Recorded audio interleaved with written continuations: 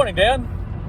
I am going to make a video for you while I drive up to Minneapolis to pick up my dad and brother from the airport. I just called you, so don't call me back while I'm making the video, otherwise you'll interrupt it. So before I get into the subject of this video, if you have not watched the highlights on YouTube of the Minnesota Vikings Buffalo Bills game from yesterday being Sunday, November 13th, go watch it. Pause this video, go watch that, and then come back. Okay, welcome back. So, I want to talk about that. So, there's a lot of chatter out there about this being the best game of 2022. Now, for me, a series of egregious errors do not the best game make, if you know what I mean. So, there's several things I want to talk about. Let's talk about Kirk Cousins first, quarterback. So, he was with the Redskins before when they were still the Redskins. And he's been with Minnesota for, 3 or 4 years now. He just signed a new deal with them. And here's the thing about Kirk Cousins that I don't get, is that it's generally about NFL quarterbacks in general that I don't get, is how difficult it must be to be an NFL quarterback. There's a lot of stuff going on. The defenders all are big, they're strong, they move really, really fast, and they really want nothing more than to pile drive you into the turf. Which explains a lot about why Brady gets rid of the ball so quickly. I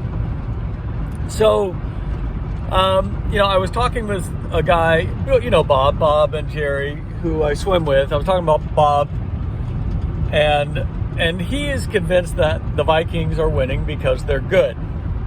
I'm not convinced of that yet. So I was watching on the highlights Kirk Cousins. I didn't see any of the lowlights, which I'm sure there were plenty of. Other than interceptions. But there's several passes that he threw that were like giant flipping rainbows.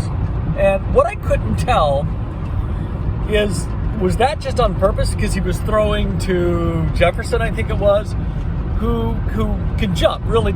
First of all, he's a tall guy. He can jump really high. And so he's throwing these rainbows, I'm guessing because he thinks Jefferson can get to him. Anyway, they just look like horrible passes when you're used to watching NFL quarterbacks throw things on a rope. They look terrible. Now, neither of the two giant rainbows that they showed in the highlights were actually caught. And you're looking at things like, what was those? What were those?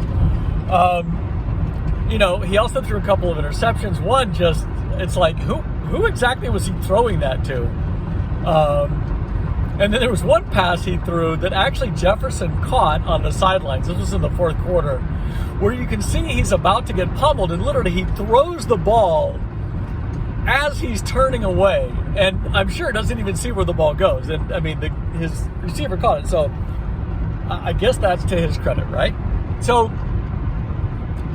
anyway, I don't find Kirk Cousins convincing as an effective NFL quarterback. Now, that being said, there's how many teams? 30? So there's 30 starting quarterbacks on any given Sunday, right? So I'm fairly certain that he's at least as effective. He's in the middle of the bell curve somewhere. That's what I think. But quarterbacks who are in the middle of the bell curve are not necessarily sitting at 8-1. Now, their only loss is to the undefeated Phillies, and they got beat pretty badly in that game. But I think, 3/4 of their games, they've won by less than 8 points. So, and they've had lots of fourth quarter comebacks, which again, they clearly, as a team, have not given up. So, when they're behind, not a lot of time left. So, take yesterday's game, for example. You watch that game, and you think there's 10 different things that happened in that fourth quarter that if any of those 10 things did not happen, the Vikings would have lost. There were interceptions, there were fumbles, there were crazy catches, there were, just on and on and on. And you think, and I'm sure that all the Bills fans are thinking this as well, how in the hell did we not win that game? How did all of those things go wrong in the same 20-minute period? I can't figure it out. So let's talk about catches. Now, I'm sure you watched and probably rewatched that catch by Jefferson. I would love to have seen it from different angles other than what was on YouTube. But they talk about this incredible catch on Jefferson's part. So no, I'm not saying it wasn't a good catch or an incredible catch. But what was incredible to me were two things. One was his focus. But the second one was when you look at it, when he jumps up, and I can't remember with his left or his right hand, and he's essentially trying to catch the ball, putting pressure on it. Well, there's pressure coming from the opposite side of the ball from the defender's hands. So essentially, they are clamping the ball between their two sets of hands. Jefferson's one hand and the defender's two hands.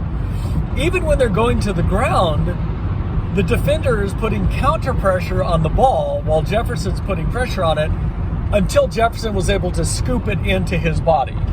So again, incredible focus. I was talking to Preston about this last night.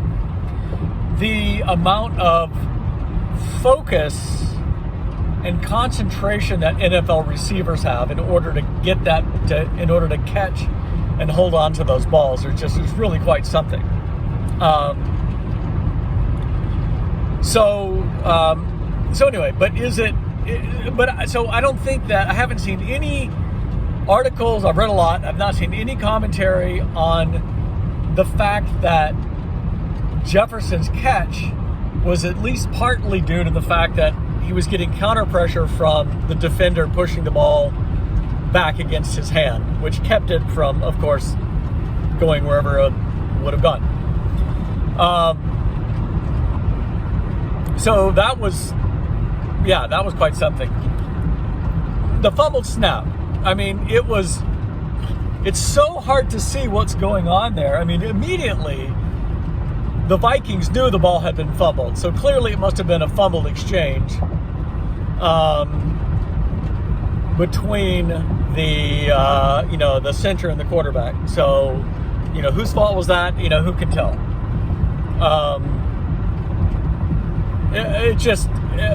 And then, of course, then they go down and somehow they go down to get a field goal. One thing they don't show in the highlights is that the Vikings committed quite a long pass interference penalty, which gave the Bills the ball even deeper.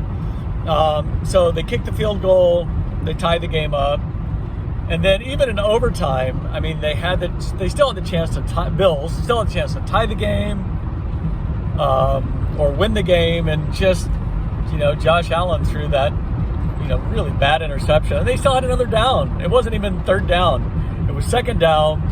They still had another down to play with. They could have just thrown the damn ball away. They could have kicked it. Any number of things. Anyway, I